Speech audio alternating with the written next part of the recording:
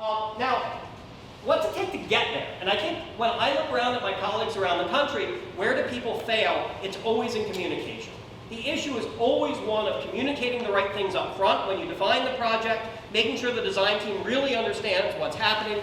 The handoff between design and build is often a mess, and this is the one that keeps faculty up at night, because when you get to commissioning, which is often a third person yet, and something doesn't work, the answer you get is this. You know, the contractor says, well, I built what was on the page, and the designer says, well, my design was perfect. And the faculty member sits there and just looks at their watch and thinks about their 10-year clock and goes home and cries. And this actually takes years. So I have a good friend at Penn. She's about 5th or 6th year. They're still trying to get her lab correct. I have a friend at WashU who lost all of his grants based on a mistake by facilities, ruined his lab. When it was rebuilt, he couldn't control well enough. And that was the end of his career for about 7 years, and he had to switch what he did. You know, and you compare that to a thriving lab, which turns over, I don't know, $1 million, $1.5 million of grant money each year, meaning about $400,000 donated back to the dean each year.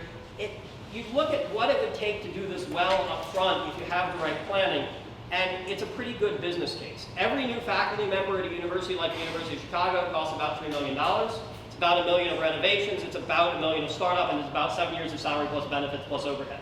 So it's a $3 million investment when you go in to do this, and the actual amount of money that it takes to do it right, it's not that much. Taking a little extra time to do this is valuable. And so understanding how a scientist can talk to an engineer, develop the right set of specifications where you don't have things that go terribly wrong. One good example is in the building I'm in, we had a problem with low temp chilled water, or sorry, process chilled water. Someone said, you know, we need 80 psi water pressure in order to supply our pumps. Sounds like a good specification, it's what we always had. So we got 81 psi supply and 79 psi return. 2 psi differential. We didn't specify it as a differential pressure, we specified it as absolute. Anyone, I mean, I'm seeing you frown. Anyone who hears that, who knows what we're talking about, knows immediately what the issue is. You need to be able to push the water through your instrument. 2 psi differential won't do it, so 80 psi of absolute pressure is useless to you. And there's sometimes where you think you're saying the right thing, and you get exactly what you asked for, and it's absolutely unworkable, and you only realize it when you go and you hook up the laser. So this was Don Levy's laser. He was our vice president for research. He hooked it up, and he couldn't use it because it just didn't have any differential pressure to supply. These are the kind of things that happen all the time, and they happen a lot to young scientists. Because you haven't been around the block before, you don't know what can go wrong, you're doing it for the first time. So talking to an engineer who can really understand the scope of this, think about what you actually mean when you say something rather than just exactly what you say. So when you say, look, I absolutely need 80 psi water pressure.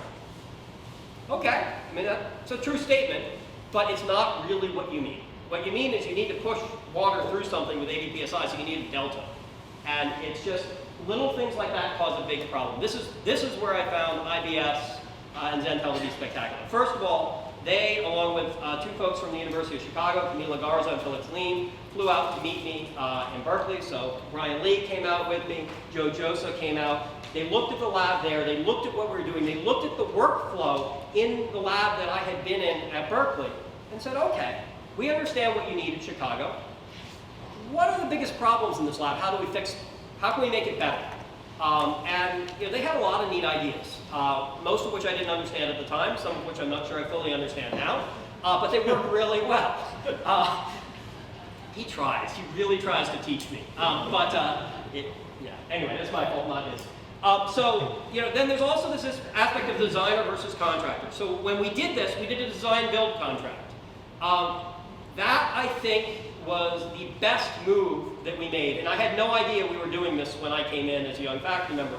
But the idea that the person who designs it is the one who builds it, is the one who commissions it, who's on the hook for the performance, and 2 years later, 3 years later, 12 years later, that's the person you go to fix the thing if something goes wrong.